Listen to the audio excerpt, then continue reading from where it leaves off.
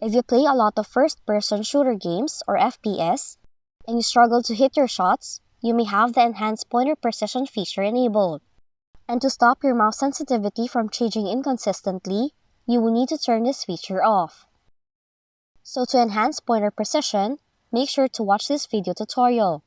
Now in order for you to do it, you must first open Settings, search for Accessibility, scroll down, click on Mouse, click Additional Mouse Settings, and then a pop-up window will open.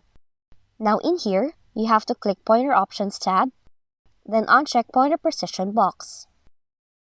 Once done, click Apply, then select OK.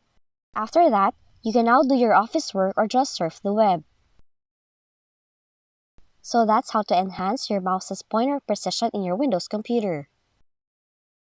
If you found this video helpful, kindly like and subscribe. You may also click and turn on the notification bell so you can be notified from whenever we release new videos.